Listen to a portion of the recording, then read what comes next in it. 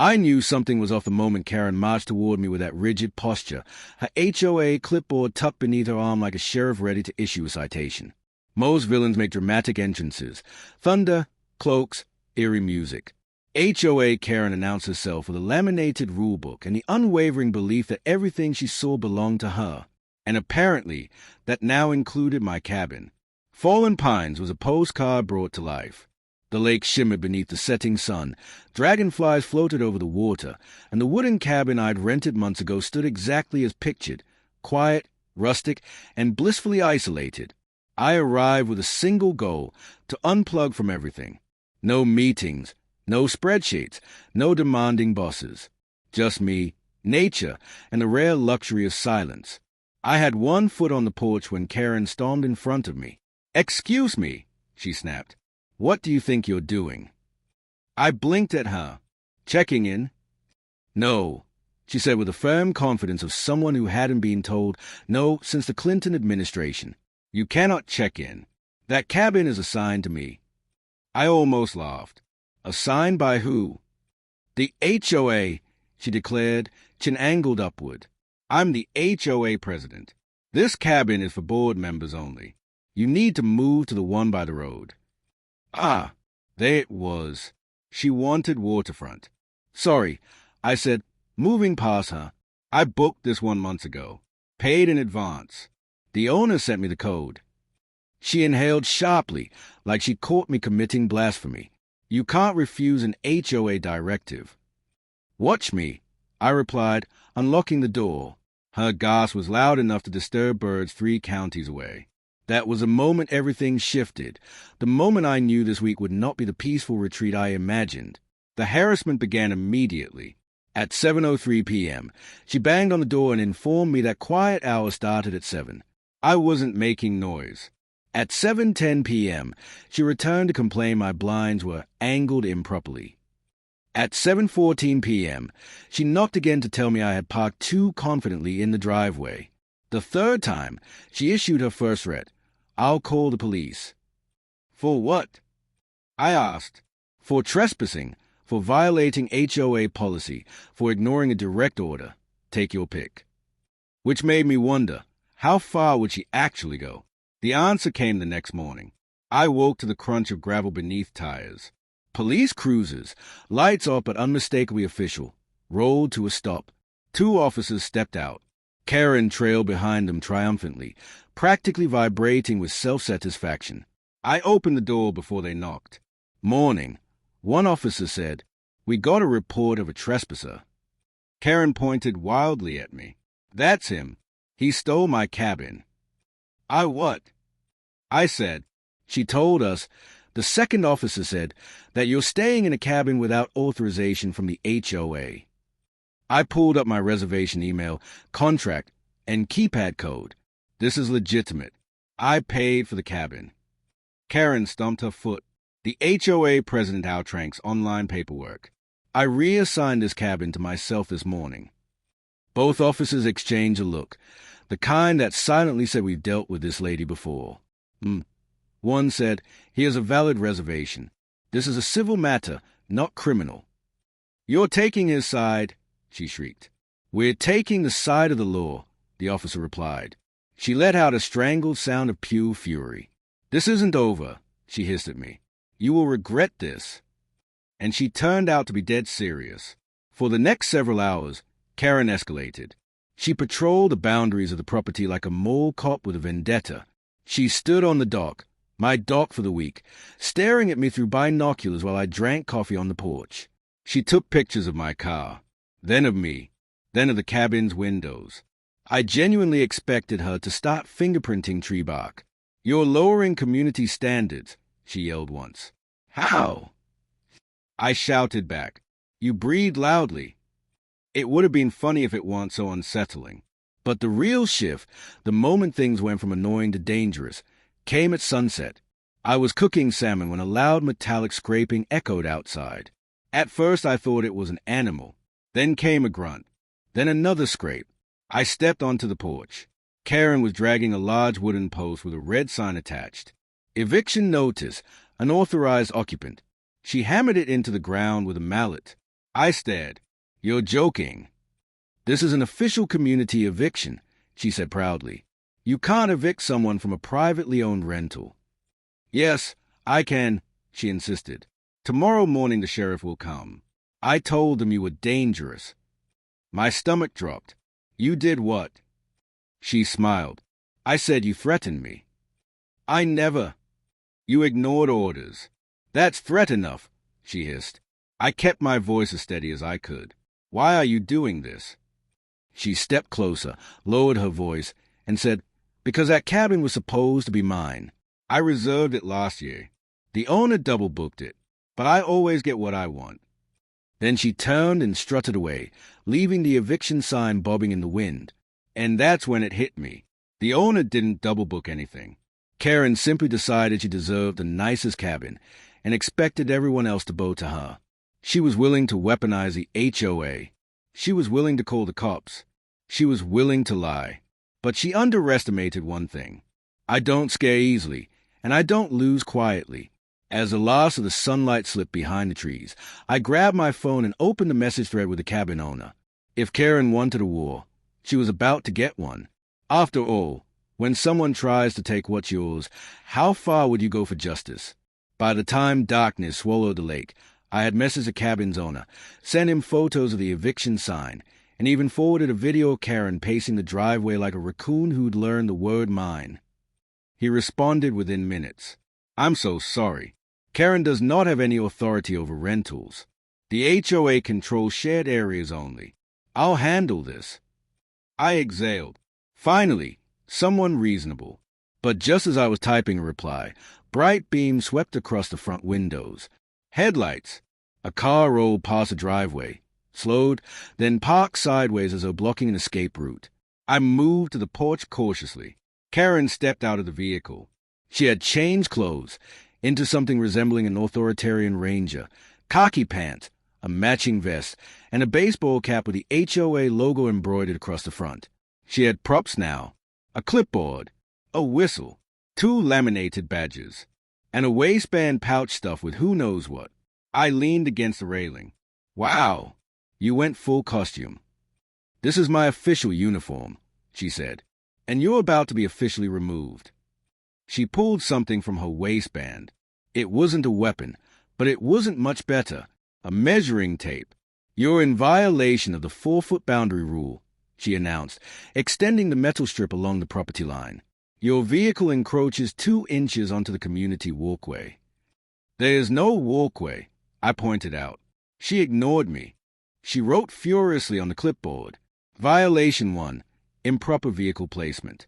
Violation 2, unauthorized porch lighting. Violation 3. The porch light is on a motion sensor, I interrupted. Yes, she hissed triumphantly. Unauthorized. And violation of what? Safety perception, she said, as though inventing rules was second nature. I rubbed my temples. Karen, the owner already messaged me. He said you have no authority over short-term rentals. Her face contorted. The owner doesn't understand community rules. He owns a cabin. He doesn't understand the spirit of the rules. She snapped the measuring tape closed like a weapon and stormed off without another word. She drove away, but somehow that made me more nervous. Karen leaving quietly was like a tornado pausing to think. Inside, I triple-locked the door. By midnight, thunder rolled across the lake, shaking the cabin. Rain hammered the roof. Lightning lit up the windows in sharp flashes. I couldn't sleep, not because of the storm, but because I kept replaying her last threat.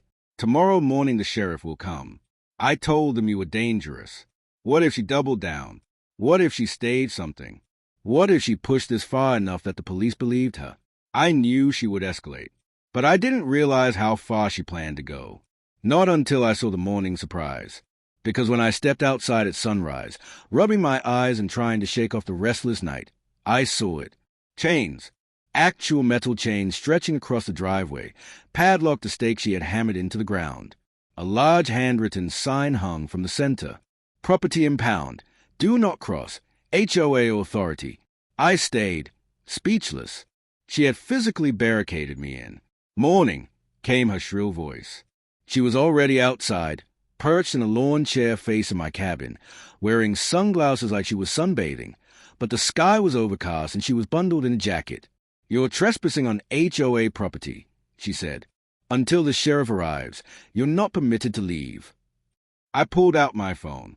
"I'm calling the owner." I dialed. Straight to voicemail. Karen smiled like she'd planned that too. "Signal spotty," she said sweetly. "You won't reach him. But don't worry, the community hearing will settle this. I've scheduled it for 10 o'clock. Community hearing. Yes. The HOA board will review your violations and determine appropriate penalties. There's no board. It's just you." She gasped theatrically. "We're understaffed." My jaw clenched. "Move the chains." "No," she said, folding her arms. "This is your consequence." That was the moment something inside me snapped. Not anger, not fear, but clarity. If Karen wanted war, she'd get war. I took a picture of the chains, the sign, and her sitting proudly like a tyrant presiding over conquered land. Then I walked inside, sat on the couch, and wrote the longest, most detailed, most time-stamped message I had ever composed, complete with evidence. Then I sent it to the cabin owner, the rental platform, and the county non-emergency line. This wasn't a dispute anymore. It was illegal restraint of movement, and Karen had finally crossed a line the world would not ignore. When I pressed send, lightning cracked in the distance. Karen had woken a storm she couldn't control. The owner arrived first. I heard his SUV crunch into the gravel an hour before the supposed hearing. I stepped outside, phone in hand, ready for confrontation. His face was red with fury, not at me, but at Karen. "What the hell is all this?" he demanded, pointing at the chains. Karen popped up from her chair like a deranged jack-in-the-box. "You're late," she barked. "The hearing begins soon." "There's no hearing," he snapped. "You don't hold hearings. You don't have legal authority over my rental. You don't have authority to chain someone in their driveway." She looked offended. "I am protecting community integrity." "You're harassing my guest." "He's not a guest," she said hotly. "He's a violator." I stepped down the porch. "Good morning to you too." Karen ignored me, addressing the owner with a sudden, trembling desperation. "I told the sheriff about the threats," she said quickly. "Once a report is filed, he'll be removed." The owner scrubbed a hand across his face. "What threats? You lied to law enforcement. Karen, this is serious." "I told him the truth," she insisted. "He refused orders. He's dangerous." "I didn't threaten you," I said calmly. "You threatened community order." The owner turned to me. "I'm calling the sheriff myself. I'll explain everything." "No need," a voice said behind us. A police SUV rolled to a stop. Same two officers from yesterday. Karen straightened, smoothing her vest, smiling like the prom queen of delusion. "Officers, wonderful timing. We're holding a hearing." The lead officer said, "We received a report that you chained a resident into his property." "He's not a resident. He's an unassigned occupant." "That doesn't matter," the officer said. "You cannot block someone's exit or restrict movement. That's unlawful." Karen scoffed. "You don't understand HOA law." "And you don't understand actual law," he replied. Her smile faltered. The second officer approached me. "Are you okay? Do you want to file a complaint?" "Absolutely," I said. "I have photos and timestamps." Karen's eyes went wide. "Complaint? You can't file a complaint against me. I'm the HOA president." "That title doesn't grant immunity," the officer said. The owner crossed his arms. "Karen, this ends now. I've tolerated your nonsense for months, but this is criminal." Karen's composure cracked. "You can't speak to me like that. I'm maintaining standards. I'm protecting the community." "You're harassing guests," the owner cut in. "You're trespassing on private property, and you're about to face consequences." Karen turned pale. "Consequences." The officer looked at the chains. "You will remove these now, and then we're going to have a little talk." Karen staggered back like someone had struck her. No, this is my community. I'm in charge." The officer stepped toward her. Remove the chains. She didn't. She just stood there, shaking, muttering the word no in a continuous string. So the officer removed them himself. Karen screamed the entire time. When the last chain hit the ground, she pointed at me with a trembling hand. You don't belong here. You brought this on yourself. I stared at her evenly. No, Karen, you brought this on yourself. The officer took her aside, not to arrest her, yet, but to warn her. A stone, detailed, undeniable warning.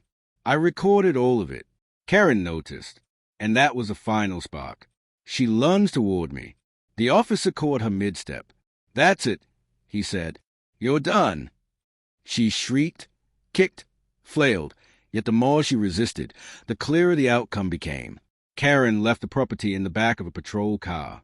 The lake was quiet again. The air felt lighter. But the story wasn't over, because the HOA would have to vote on her removal, and Karen wasn't going to give up quietly. Not yet. Karen was released later that evening. Not charged, yet, but issued a mandatory citation and ordered to stay away from rental cabins. She ignored that order within 12 hours. At dawn, I woke to muffled noises outside, rustling, hissing, whispered curses. I stepped onto the porch, and there she was, crawling on the ground, in full camo gear, with face paint, cutting my power line. She froze when she spotted me, crouched like an animal, wire cutters in hand. I stared. She stared. Nothing moved except a squirrel watching us like it was judging both of our life choices. Karen, I said slowly, what are you doing? She straightened, breathing hard, her camo jacket catching pine needles like Velcro. I'm fixing a wiring violation, she declared. You were cutting the line. No, she said sharply. I was protecting the community. From you. I rubbed my forehead. I'm leaving tomorrow. You're leaving now, she snapped. You don't belong in our ecosystem. Our ecosystem? This is a delicate habitat, and you are a disruption. She was unhinged, and then she charged. Not at me, but at the cabin door, trying to barricade herself inside so I'd be forced to leave. I stepped in her path. Karen, stop. She tried to push past me. I sidestepped, and she stumbled forward, right into the railing, which snapped under her weight. She went over with a yelp, tumbling into a pile of wet leaves. She sprang up, covered in muck. You attacked me, she screeched. I didn't even touch you. Assault, battery, violence. I pulled out my phone. Karen, I recorded the entire thing. She froze mid-tantrum. Then she bolted, just sprinted into the trees like a feral raccoon with a mortgage. I called the owner again. This time he picked up immediately. Oh, God, he said. What now? I explained. He groaned. I'm coming back. And he did, this time with 2 board members, clipboards, cameras, the works. Karen returned too, but she didn't walk. She arrived riding a golf cart she had illegally commandeered from the community garage, lights flashing, horn blaring, wearing a sash that read, HOA Supreme Enforcer. I'm not kidding. She skidded to a stop. You 3 are under review for insubordination. The board members stared. Karen, what is this? A coup, she declared dramatically. A betrayal. You are enabling cabin thieves and community destroyers. The owner crossed his arms. Karen, stop. I will not stop, she screeched. This is my neighborhood. No, one board member said gently. This is our neighborhood. And we voted, the second added. You're removed as HOA president. Karen's mouth fell open. No, she whispered. No, you can't vote me out. I am the HOA. You were, the owner said. She shook her head violently. No, this is a setup. The officers, who had been called ahead of time this round, arrived moments later. Karen collapsed to her knees, hands raised dramatically toward the sky. This is tyranny, she cried. I am the standard. But the officers approached calmly, professionally, tiredly, as though this had been inevitable. One said, stand up. She didn't, so they helped her up. She screamed the whole time. This wasn't a citation. This was an arrest. Interference with utilities. Trespassing. Harassment. Disorderly conduct. Disobeying a prior order. The list went on. They loaded her into the car. She pressed her face to the window, glaring at me. "This isn't over," she whispered through the glass. "You stole my cabin." "No, Karen," I said softly. "You almost stole my peace." As the car pulled away, the lake air finally felt still. The owner apologized again, profusely. The board shook my hand. They refunded my entire stay, offered me a free future week, and assured me Karen's HOA days were permanently over. I stayed one last quiet night at the cabin, and for the first time since arriving, I slept peacefully. The water lapped softly at the dock. The wind rustled gently through the pines, and the only sound in the distance was a faint echo of a woman learning, at long last, that she wasn't above the rules, or the law, or common sense. The cabin hadn't just been a retreat. It had been a battlefield. And somehow, I walked away not just with my vacation intact, but with a story people wouldn't believe even if I showed them the recordings. But I kept them anyway, because you never know who might try to steal your cabin next.